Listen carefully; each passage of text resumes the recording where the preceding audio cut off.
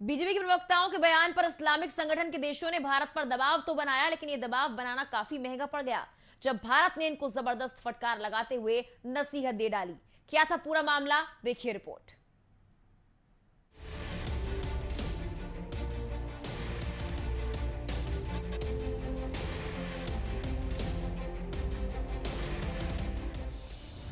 OIC की गीदड़ भक्की, भारत का करारा जवाब। कान खोलकर सुन लो पाकिस्तान, हिंदुस्तान नहीं सहेगा अपमान। चीन के सामने क्यों हो जाती है ओआईसी की बोलती बंद? चीन में दाढ़ी, टोपी, बुर्का बैन, क्यों नहीं उठाते हो आवाज? ओआईसी की छोटी सोच पर भारत का प्रहार। युद्ध की बात करते हो, बुद्ध पर क्यों चुप हो जाते हो? भारत के मुसलमान खुशहाल, पाकिस्तान बदहाल। बीजेपी की एक प्रवक्ता ने पैगंबर पर टिप्पणी क्या कर दी, पूरे इस्लामिक देश में खलबली मच गई। भारत को एंटी मुसलमान देश बताने लगे। भारत ने भी इसका करारा जवाब दिया है। जी हां, ये है इस्लामिक देशों का संगठन ओआईसी, जो अपनी सुविधा के मुताबिक मुसलमानों के मुद्दे उठाती है। बीजेपी नेता नूपुर शर्मा की टीवी डिबेट में हुई बातचीत को कोट करके जिस प्रकार से भारत में रहने वाले कुछ देश विरोधी तत्वों ने अंतर्राष्ट्रीय स्तर पर पेश किया है, वो भी मुसलमान देशों को टैग करके ये दर्शाता है कि चंद लोग भारत की छवि को अंतर्राष्ट्रीय स्तर पर धूमिल करना चाहते हैं। और ये पहली बार नहीं हुआ है, कई बार किसी न किसी मुद्दे को लेकर हुआ है और आखिरकार इन देश विरोधी लोगों को मुंह की ही खानी पड़ी है। आज इस्लामिक संगठन भारत से माफी मंगवाने की बात करता है, लेकिन तब ये संगठन कहां था जब अफगानिस्तान में तालिबान राज में बामियान में तालिबान बुद्ध की मूर्तियों को तोड़ रहे थे और आज अफगानिस्तान भी मुंह खोले बैठा है। लेकिन अपनी करनी पर शर्मिंदा तक नहीं हुआ था जब देखते ही देखते बुद्ध की हजारों साल पुरानी मूर्तियां तोड़ी थी और सभी इस्लामिक देश तमाशा देख रहे थे।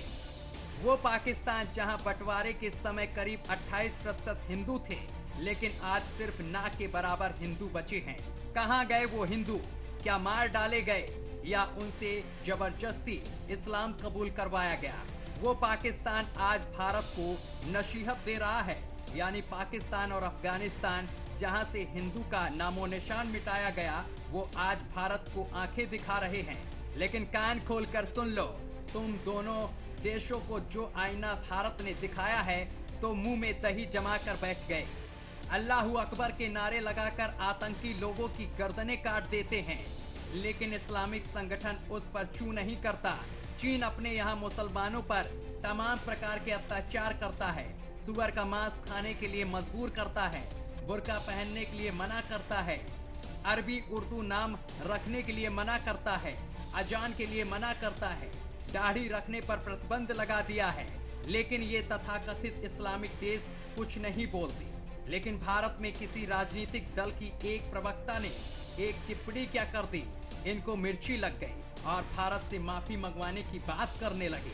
ऐसा क्या कह दिया था प्रवक्ता ने? उसने भी तो वही बातें कही थी जो तथाकथित इस्लामिक धर्मगुरु जाकिर नायक कहता है। तो फिर जाकिर नायक पर इस्लामिक देशों का खून क्यों नहीं खौलता है? Sign says there's a hadith in Bukhari that Prophet Muhammad, peace be upon him, married Hazrat Aisha, may Allah be pleased with her, at the age of 6 and consummated the marriage at the age of 9.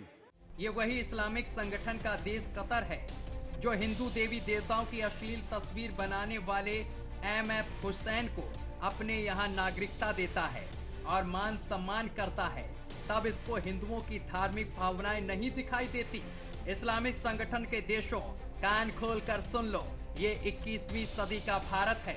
ईंट का जवाब पत्थर से देता है। कुछ भी बोलने से पहले या भारत को धमकाने से पहले सावधान हो जाओ, क्योंकि तुम में से कोई अमेरिका के टुकड़ों पर पल रहा है, तो कोई चीन के टुकड़ों पर, तो कोई रूस के टुकड़ों पर पल रहा है।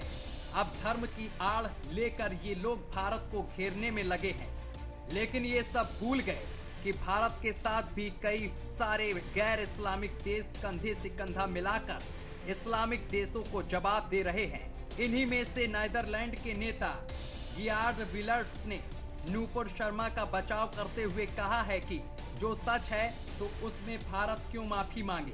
आगे उन्होंने कहा है कि आपको इस्लामिक देशों से घबराने की जरूरत नहीं है।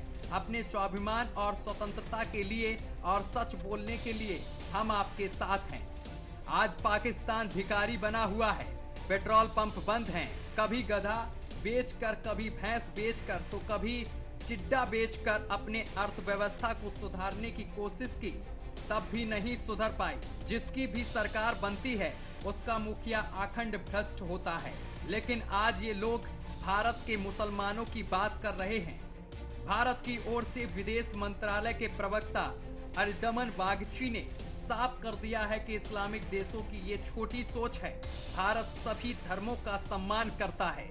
अब तो इस्लामिक देशों को भी ये समझ लेना चाहिए कि ये 21वीं सदी का भारत है, जो अमेरिका के मना करने के बाद भी रूस से ईंधन खरीदता है और दुनिया देखती रह जाती है। Bureau report, news watch India.